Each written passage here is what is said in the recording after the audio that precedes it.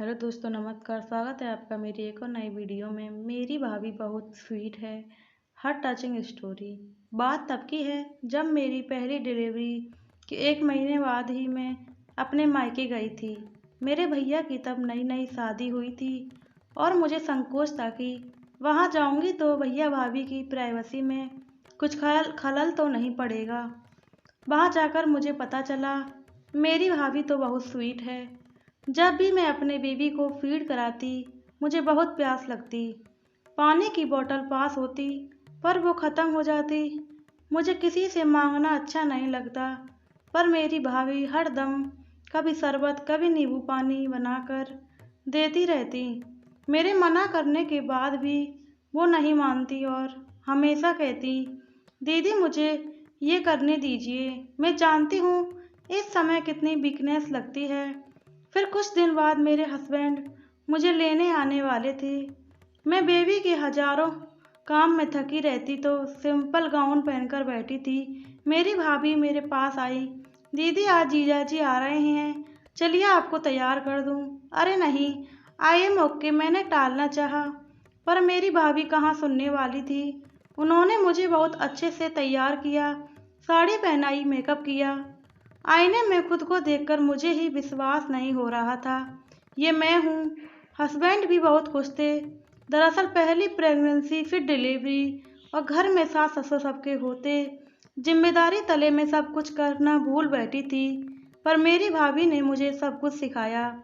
उन्होंने मुझे एक पल को भी ये महसूस नहीं होने दिया कि मेरे आने से उनकी और भैया की निजी जिंदगी हर्ट हो रही है।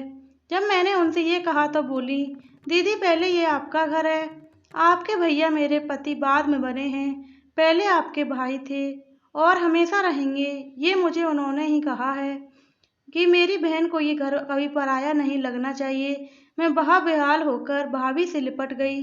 वाकई ये सीख मुझे मेरी माँ ने दी थी, जो मैं अपने ससुराल में अपनी 4 नंदों के साथ निभाती चली आ रही हूँ। वो सब मुझसे काफ़ी बड़ी हैं, पर उनसे मैंने बहुत कुछ सीखा है। खाना बनाना, रिश्तों को निभाने में और अन्य बातें। हम सब सिर्फ रक्षाबंधन, भाई दूज पर ही नहीं, हर फंक्शन में सगी बहनों की तरह रहते हैं।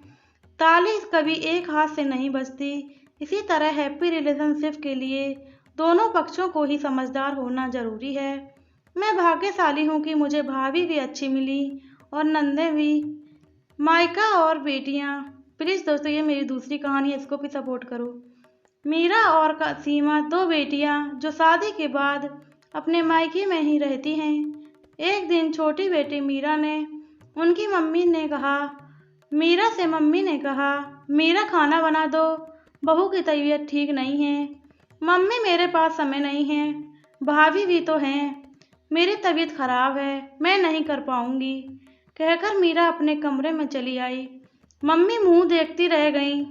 सोचा सीमा जो बड़ी बेटी है से कह दूं, वो कुछ करवा लेगी।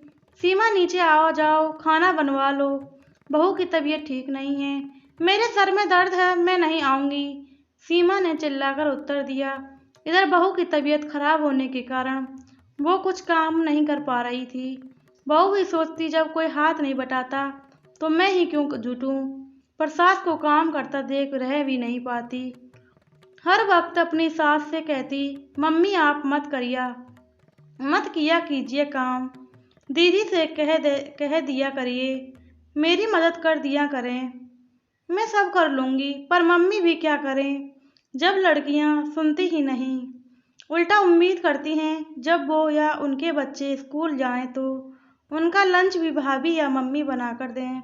मम्मी को ही जुटना पड़ता है, भाभी बाकी काम निपटाती है। धीरे धीरे घर का माहौल खराब ही होता गया। लड़कियां काम करना नहीं चाहती, बहू भी कितना करे, पिसना बेचारी मम्मी को ही पड़ता। बहू भी अब वक्त देखकर ही काम करती है। सही भी है, जितना हो पाएगा उतना ही तो कर पाएगी। बहू की नज़र में सास गलत है, सास की नज़र में बहू। लड़कियों का रोल केवल ऑर्डर देना ही है। क्यों एक माँ इतनी मजबूर हो जाती है कि वो ना तो बहू की ही सगी रह पाती है और ना ही अपनी बेटियों की। लड़कियों को अपनी माँ का भी दर्द नहीं दिखता है कि मेरी माँ केवल ही सब कर रही है, उनकी मदद ही कर दें। ऐसा नहीं है कि लड़के ही नालायक होते हैं, कहीं कहीं लड़कियां भी अपना रूप अच्छे से दिखाती हैं। जरा सा पैसा क्या दे दिया, माँ बाप को खरीद लिया, ऐसी घटिया सोच रखती हैं बेटियां। माँ बाप ने उनके लिए क्या किया सब भूल जाती हैं। प्लीज़ दोस्तों, आपको हमारी दोनों कहानियाँ कैसी लगी कमेंट में बताना। एक कहानी में बेटी अपने मायके में आकर कैसे अपने भाभी के साथ मिलजुल कर रहती है और भाभी के साथ काम बटाती है, कामों में हाथ। और दूसरी कहानी में वही कैसे बेटियां अपनी भाभी और माँ पे हुक्म चलाती हैं। आपको दोनों कहानियाँ कैसे लगी, दोनों कहानियों के प्रति आपकी राय क्या है, प्लीज़ कमेंट में ज़रूर बताएं। कहानी अच्छी लगी हो तो वीडियो को शेयर करें, वीडियो को लाइक करें, चैनल सब्सक्राइब करें, कमेंट करना बिल्कुल ना भूलें। राम राम, जय श्री राम, राधे राधे, जय श्री कृष्ण। मिलते हैं आपको आगे आने वाली एक और नई वीडियो में।